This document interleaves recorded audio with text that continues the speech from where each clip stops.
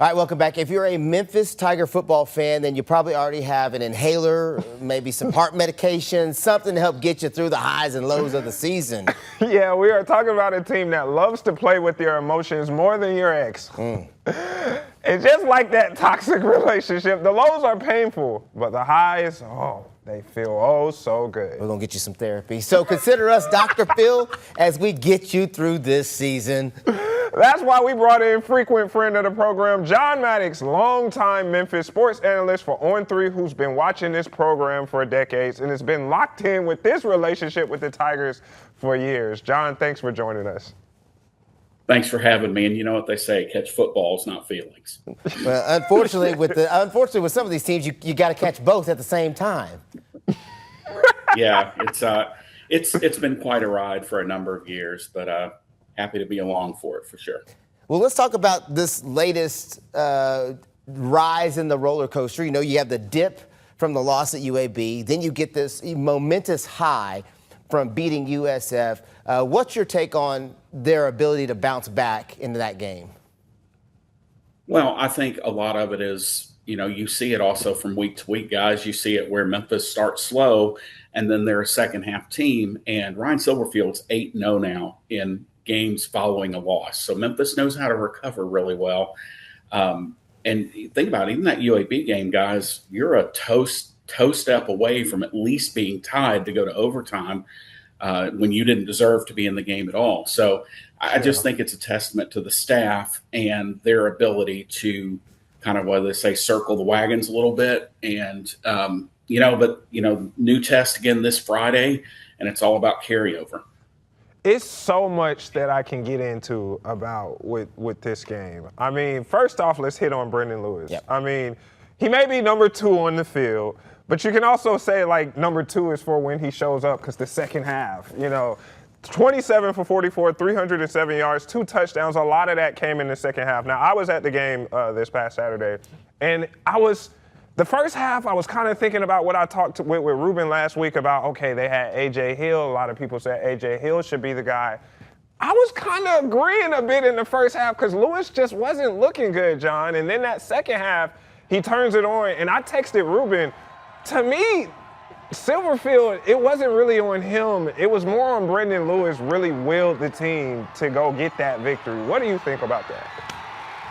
Well, I think in the first half, I think he's hurt. I mean, to be perfectly honest, I think he's banged. But, there's a difference this time of the year being hurt, being injured.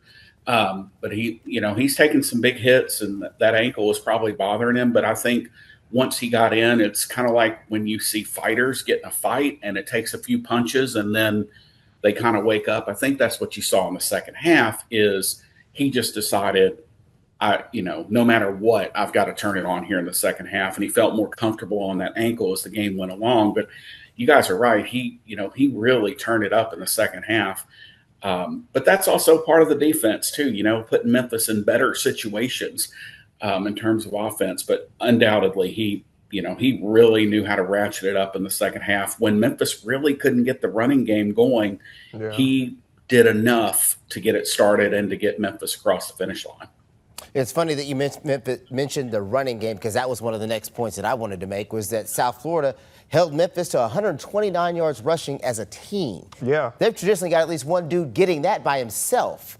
So let's talk a little bit about what South Florida did so well that Memphis needs to correct moving forward. Well, South Florida is huge up front. That's the big thing. They are large up front. They're very athletic. And Coach Silverfield told us as such the Monday before that, this was going to be a big test for them. The linebackers know how to fill. And I think they just had a really solid game plan and just never allowed, I don't know if you really noticed it, but, usually how Memphis has success is they're not getting hit in the backfield. And their first contact is 2-3 yards downfield. And we didn't really see that very much. We saw a lot of, point of attack, half yard deep, so guys had to expend a lot of energy to break loose. And then South Florida does a great job of swarming to the football as well. And, it's just, they've stopped everybody this year. This was no surprise. But Memphis did enough in the running game. In the second half, they did just enough to kind of get their offense going. To Ruben's point, yeah, when you look up and you see that Memphis isn't really doing this thing on the ground, you could kind of say that on both sides. They weren't really doing their thing in the passing game, and until the second half, they kind of turned it on. Now, let me go back to what I talked about where I felt like it was more Brendan Lewis and Cortez that won this game rather than Silverfield. John, I'm pretty sure you saw it. Memphis scored a touchdown, and they go for 2 instead of kicking the extra point. They put themselves in a unnecessary situation. If he would have kicked the extra point, it's 24-31. Instead, he goes for 2. He doesn't get it. Now it's 23-31.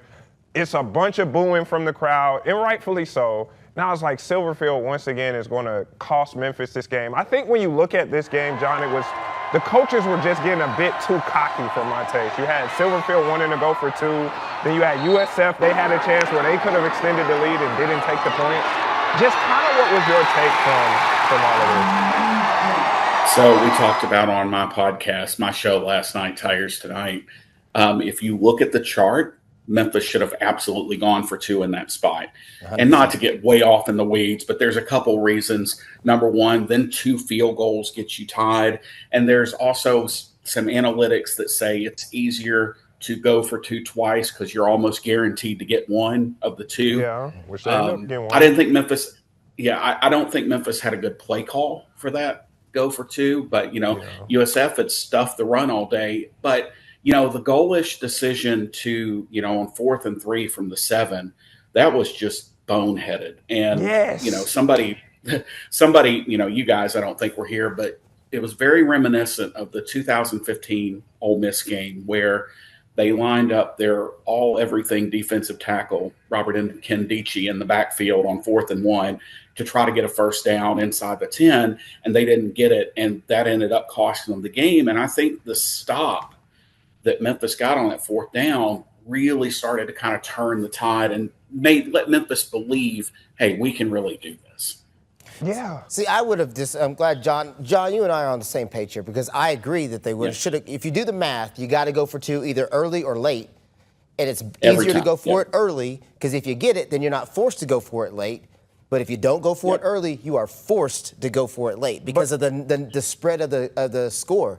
Either way, you're going to have to go for 2. Well, not necessarily in that situation because if they would have kicked, it would have been 24-31, which means if they would have scored again, it would have tied. Now, obviously, we're sitting here, hindsight being 2020, it paid off for them as they scored. I mean, they ended up kicking the field goal, then they scored, and they got the 2 later to make it 34-31. But it's just like, for me, why put yourself in that situation where you had to get it? It panned out for them, but I promise you if they would have lost, we would have been talking about this even more. But John's right. So much of sports now is analytics compared to back in the day. And analytics plays such a crucial part in decision-making for coaches now, way more than I would say it did 15, 20 years ago, even 10 years ago. So now when a scenario comes up, before they ever got to that point, I'm sure analytically somebody had already said, we're probably going to have to go for 2 now, just because that way if we have to go for, even if we miss, that gives us a chance to go for 2 again later. So the analytics, John, to your point, are huge.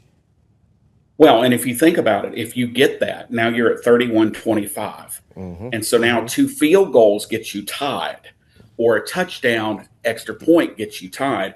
But they were going to have to go for it that second time regardless because even if let's say you don't get it and it's 31-23 or it's 33-31 and a field goal beats you. But when you go that second time and you get it, now the worst that can happen is a tie. So there's so much math, Ruben, you're right, that goes into this now. And these coaches have these charts and literally have interns on staff that this is their job, is to kind of manage the analytics and the charts.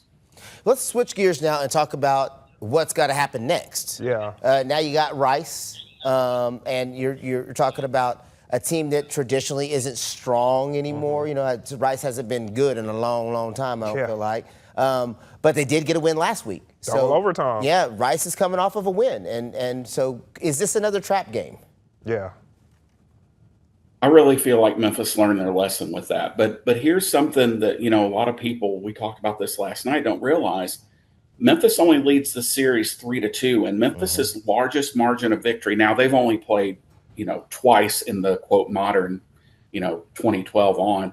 Memphis's largest margin of victory is 7 points. And this is Yeah, you would think, right? You would think, Yeah. because to your point, Rice has not been very good. Um, but I think Memphis probably learned their lesson last week, or at UAB. And this is a little different situation because you had a couple of unknowns going into the UAB game.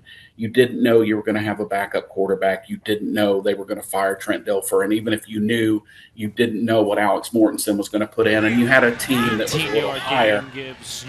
But now what you're looking at is you kind of have some knowns around Rice. And their problem's been scoring the football. They're just not a good scoring team. Decent UConn team. They had to go double overtime at home. And I just don't think that this is the game that poses the threat that, frankly, look, guys, I thought either Troy, Florida Atlantic, I thought both those games were threats because you had the Arkansas game sandwich, but you just come off a high against USF. And you know that this is your last, nothing's easy, right? And Coach Schofield, if you see this, I'm not saying anything's easy, but if you don't see this is your last quote easy game, because then you've got Tulane, East Carolina, Navy. So I think Memphis's goal here is to go in, take care of business, don't get anybody hurt, and get out of Houston with a win before they change their mind. I'm glad you bring it up because the gauntlet is on, and it's a tough road ahead for Memphis. They got to go perfect. And so while they did get over this bridge of beating USF, which now you can probably say is the statement victory of the season, even more so than Arkansas because USF was ranked, how do you kind of foresee, just what do you feel about Memphis right now? Do you feel confident they can win out? I mean, obviously looking past, well, maybe we shouldn't look past Rice because of the trap game, but still, let's say, like you said, they take care of business against Rice. Do you feel confident that they beat Tulane back here? Tulane, Navy, I'm pretty confident in both of those. Man, that trip to East Carolina looms large. And that's why you couldn't afford the UAB loss, because that trip to East Carolina was always going to be tough. But now but I also don't think what you're going to see here at the end of the year is all the top teams play each other. So you're going to see what they call the cannibalization of the American, where teams are going to knock off other teams. And I don't think it's far-fetched that a 2-loss conference team gets in the championship game. That said, I'm fairly confident about Tulane because, let's just be real, there are going to be rumors swirling about John Summerall again. Yep. And you saw how they checked out last year when that started. But, the flip side is there may be rumors about Coach Silverfield. But I am more confident in the 2 home games than I am that trip to East Carolina, because it's a place Memphis has historically struggled and, lost their last trip over there. And it's just one of those things, you can't think about, you literally, and it's not coach speak, you have to go 1-0 every week, because you can't start thinking about East Carolina while you're playing Tulane, because then you're going to be tight, and how important and how tough that East Carolina game is going to be. So I'm pretty confident in Tulane, maybe a little less confident in Navy, because playing these service academies is always a challenge. But that East Carolina game is the one that just kind of jumps out at me, where I'm like, I don't know, this one could really go either way. See, I was going to say, and I know we got to let you go here pretty quick, but I was going to say Navy is the game that scares me, just because of the style of play, end of the season, all those things that you're like, man, I'd love to play them 3 weeks earlier to get that out of the way, right, and then not have to end on that. But to your point, that you take UAB and East Carolina and say you can afford to lose one, which one are you going to lose, kind of a deal. All right, I think that little banner says we're running out of time, John, so we're going to go ahead and let you go. We appreciate you taking the time, again, spending your day with us, giving us all this inside knowledge on Memphis. Thanks for having me, guys. Happy to join you. All right, appreciate you, big dog.